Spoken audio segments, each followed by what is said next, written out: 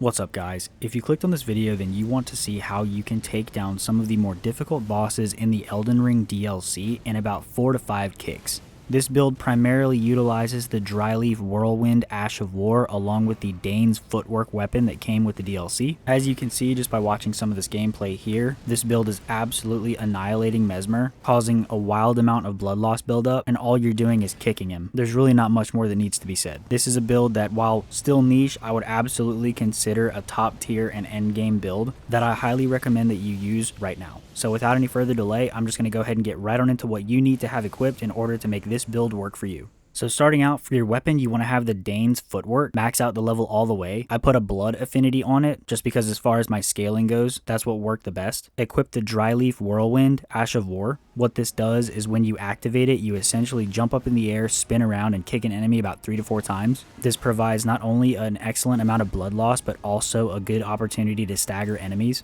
In your offhand, like most of the builds that I create, you want to have some kind of a seal that you can activate your Flame Grant Me Strength and Golden Vow buffs. For the helmet, you want to equip the Divine Bird Helm. Not only does it aesthetically go with this build that we're working with here, but it also increases both your strength and dexterity, which is a plus. Next, you want to equip the Gravebird's Black Quill Armor or the Raptor's Black Talons chest piece, whichever one that you prefer. They do the same thing, which is increase your jump attacks damage. For your gauntlets, you want to have the Roxasha gauntlets equipped, as this will increase the damage that you deal to enemies in general.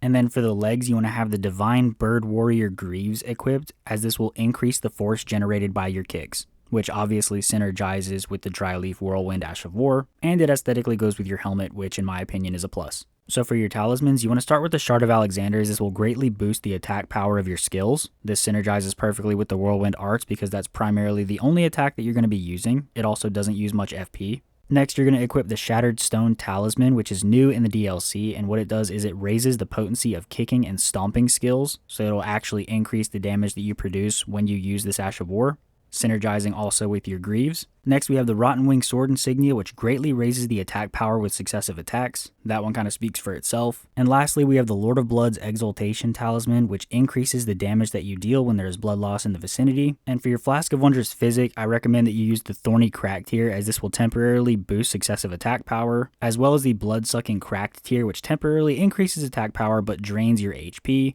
You can cycle this in for something else if you don't like the constant HP drainage, but in my experience, by the time you even get in the boss room and get a few attacks off, it's not something you need to worry about. So for practical use, you pretty much just want to use L2 constantly if you're on controller. This will activate the Ash of War, which in most cases will one-shot any kind of enemy that you fight in the game. That goes for lower tier adds all the way up to Crucible Knights, which as you can see here, only take a few hits to destroy. For bosses, the same thing goes. However, I would recommend that you use a Flame Grant Me Strength and Golden Vow buff in some way, shape, or form. That way you can increase the damage that you deal as well as the defense of your character. If you're having trouble with endgame bosses, obviously you can use a Mimic tier, but in my experience with this build here, you really don't need it, as it produces an insane amount of damage and blood loss and stagger, all around making it a very excellent choice for an endgame build option. I really wish that I could stretch this video out in some way, but to just be completely honest, I'm going to let the gameplay do the talking, because everything that can be said about this build has been said about this build. And yeah, that's all there really is to it.